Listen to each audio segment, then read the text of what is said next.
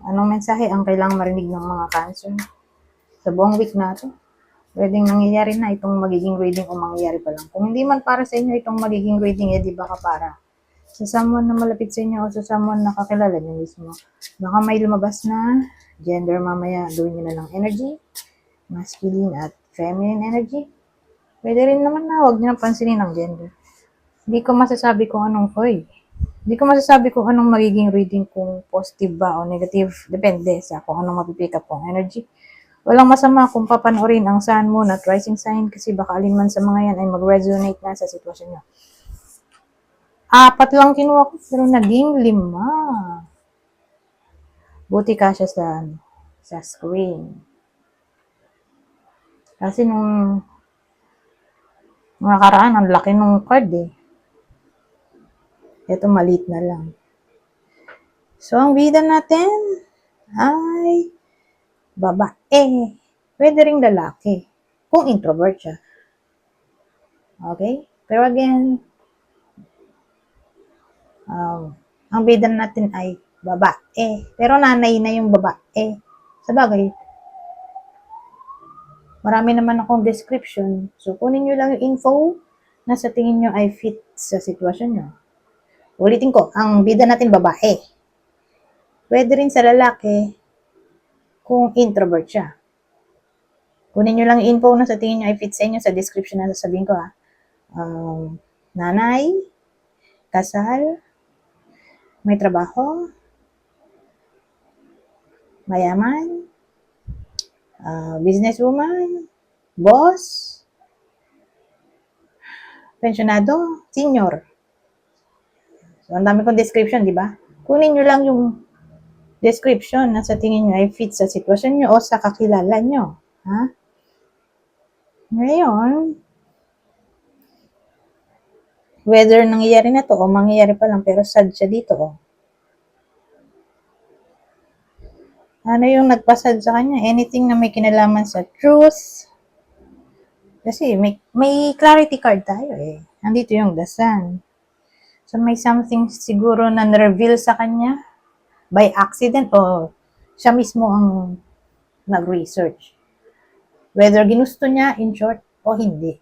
Pero mukhang may nalaman siya. Okay? Na nagpa-bagabag sa isip niya. Hindi siya makatulog dito. Pero kahit ganun, na nade-depress siya,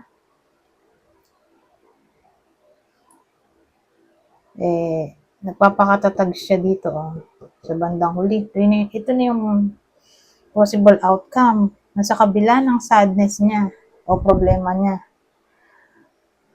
na kinakaharap. Ito, nagiging matapag siya na i-face ang lahat ng fears at problems niya.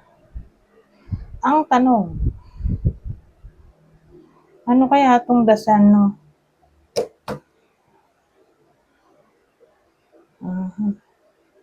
Para may idea tayo kung saan nagmula yung clarity o anything na parang na-reveal sa kanya.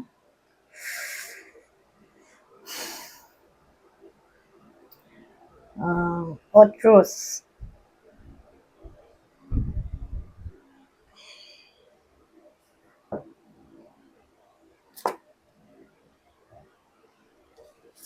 Ano tong dasan natin? Two of Cups daw. Three of Fire.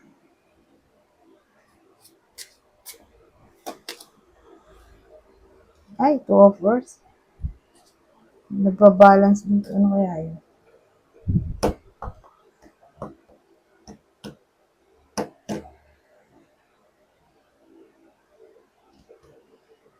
More like tungkol to sa relasyon. Nandito na yung Two of Cups eh.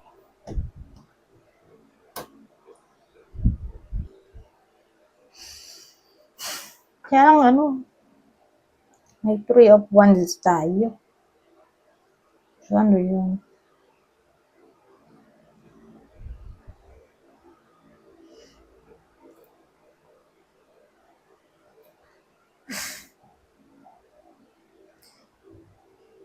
Hmm,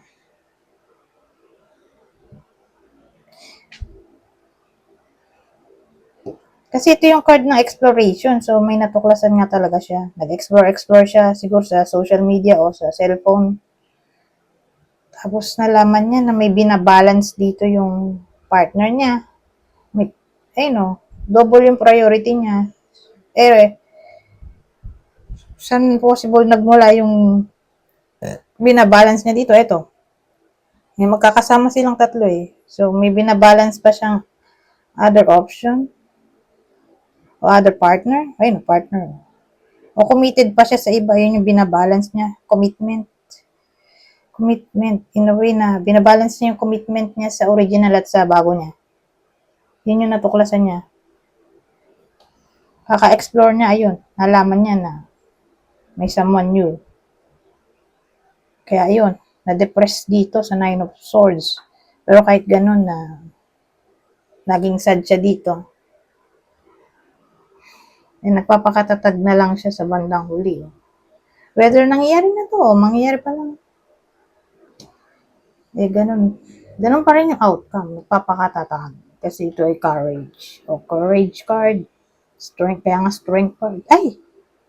11 pala to. Strength. Tapos 11. Nasa pangulo. Justice card pala to. Pero ito yung card ng strength card nga at nandito yung lion. Diba?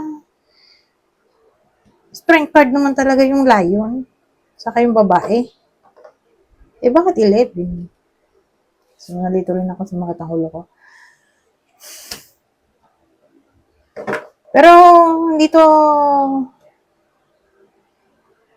rare. Okay? May mga deck na rin ako nakitang ganyan ng sequence. Kaya lang, hanggang ngayon, hindi ko pa rin alam kung bakit ganun. Minsan yung 8, di ba dapat yun yung strength card, yung 8. Nagpapalit-palit silang dalawa noong justice. So, ito na nga yung justice o naging strength card. Malamang yung 8, yun yung justice.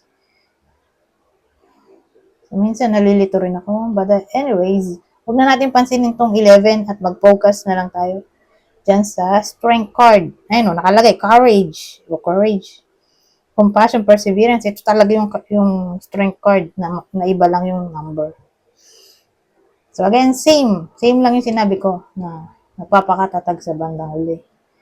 Kung nangyayari na to, in pain na, ito, nagsasuffer na due to cheating, sad to say, nasa buong week, eto pa rin kayo, nandito pa rin sa process na nahihirapan kayong tanggapin ang nangyari at nandito yung Nine of Swords. Yun yung card ng depression, di ba? Anxiety, stress, hindi ka makatulog. Balisa in general. Marami kang fear.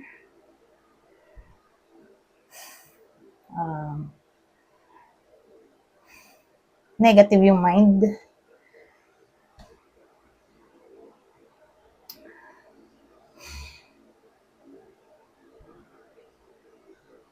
So, masyadong upset, di ba?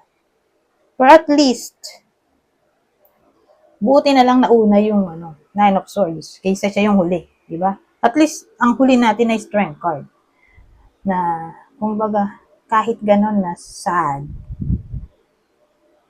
yung bida, siya rin sa sarili niya yung kusang humahanap ng way para makamove on. Okay? Sa pain na nadarama, hindi niya ini-stuck yung sarili niya sa sitwasyon na negative. Okay? Anyways,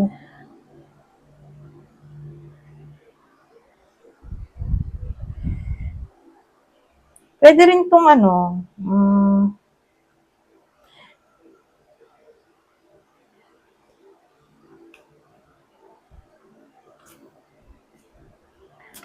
sabihin natin foreigner yung partner. Pwede rin. So, kunin nyo lang yung info na sa tingin nyo, i-fit sa inyo. Kung di nga to tumama sa inyo, itong reading, di baka tumama. So, someone na malapit sa inyo. Kakilala o idol. So, doon muna tayo sa partner ng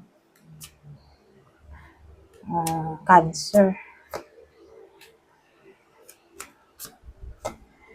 Aquarius, Leo, sana naman. Leo, Taurus.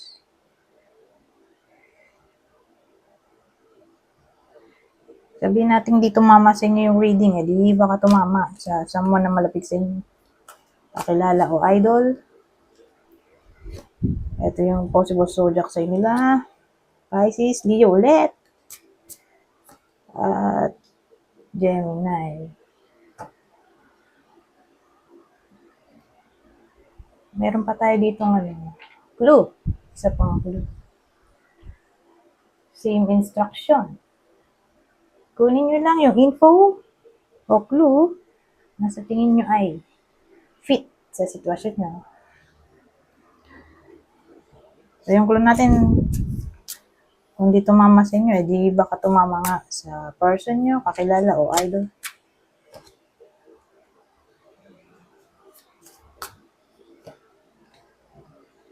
Kunin nyo lang yung info na sa tingin nyo ay fit sa inyo. Meron tayo ditong baby face, witch, black clothing, younger than you. So, pag ganito, baby face, either mas bata sa iba sa inyo, o baka naman may edad na. Nasa ustong gulang na. Kaya lang baby face na. May mga tao kasing ganun. Lalo na kung may Virgo, Gemini, ganyan. Maraming ganyan. O ganyan talaga. May ganyan sila sa Saan mo o rising sign, Virgo, o Gemini. O marami silang ganyan sa planets nila. Mapapansin nyo na younger looking face yung itsura nila. Kaysa sa edad nila. Mukha silang bata sa edad nila. Ganun. Baby face na nga lang. Ngayon, witch. Baka witch talaga. May taong witch o may alam sa witchcraft. Itong mga cards na to, alam ko, witchcraft din to eh. Mga divination tulad nito ay witchcraft spell, di ba? Spell, yung gumagamit ng affirmation, mga subliminal, anything na may kinalaman sa magic. So, witchcraft yon. Ay, baka kayo na to, kasi, obviously, alam nyo itong ganitong reading. Baka siya rin, yung person nyo ay nanonood din ng ganitong klaseng reading o divination reading. Anything na gustong alamin yung future o yun nga, tungkol sa magic. Ito, black clothing, either mahilig siya sa black o ito yung uniform na palaging suot-suot. May black sa damit. Ito, younger than you. Kaya pala may baby face to. So, possible mas bata sa inyo. May someone na mas bata sa inyo.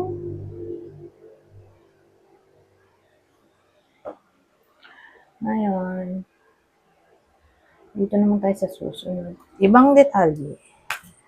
Kung masasabi nito para sa week na ito. Bilis ng panahon, March agad no? Kaka-New Year lang, March na agad. Susunod, 2026 na agad. Anyways, Horse King, Assistance Control, the Wise Woman of Wonderland, Integrity Compromise, Control Compromise.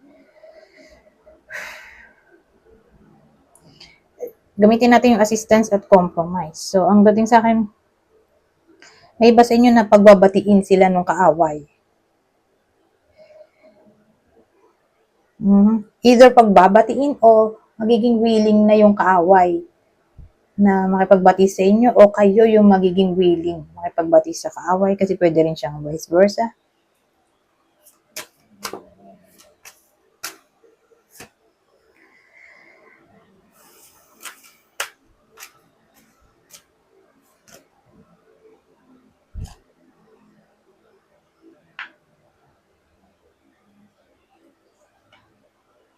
to.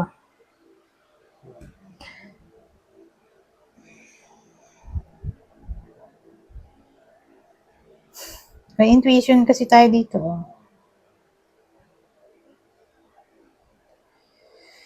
Parang ginagabayan yung iba sa inyo ng kanilang intuition o spirit guides na i-welcome ang change. Mag-go with the flow.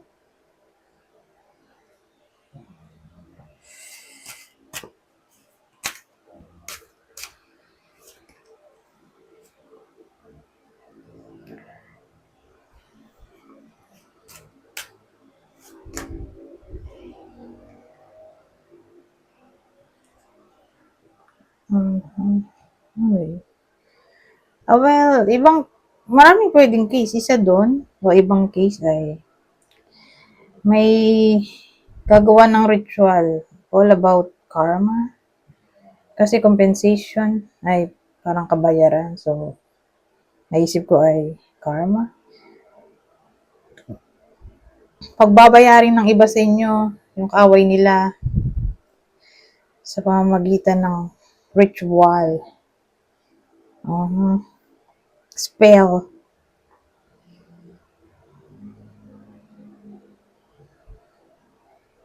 O black magic.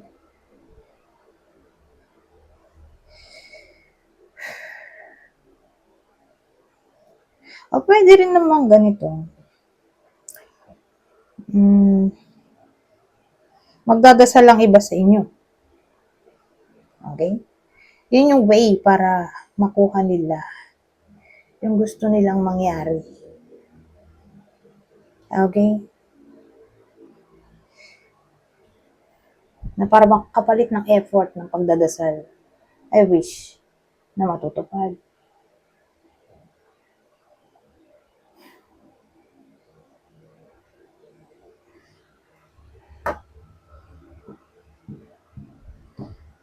Ibang case din ay ihanda ang sarili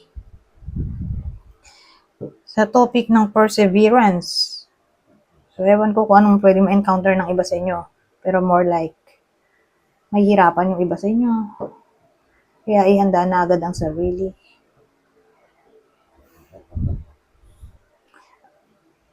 At maging persevere. Para hindi mag-give up agad. So, kung anumang challenge ang maaaring kaharapin ng iba sa inyo sa week na to. Anyways, pumunta na tayo sa susunod. Hindi ko masasabi nito. Kukuha lang ako ng 6. Ayan, 3 na lang. Kukuha ko ng 3 card. Babasahin ko na lang para mabilis. Kunin nyo lang yung info na sa tingin nyo ay fit sa sitwasyon nyo. General advice na to para sa buong week. Okay? Spirit, soul path. A personal evolution within your relationship. Divine timing. A serendipitous event. At ang huli, reaching out. Ooh. Expect a call or text from your person of interest. Wow, ito maganda. Para sa iba sa inyo na naghihintay ng chance. Chance kasi ito eh. Na mag-reconnect sila nung someone na crush nila o ex. Tingin ko, kung pagsasamahin natin tong 3 tungkol to sa ex, kasi nagkaroon ng evolution eh. Ng relasyon. Sa topic ng relasyon. Tingin ko, ex to. Malaki chance. Ex partner. Yung mag-reach out. Sa iba, sa inyo. So, kung di nga ex-partner, ex-crush.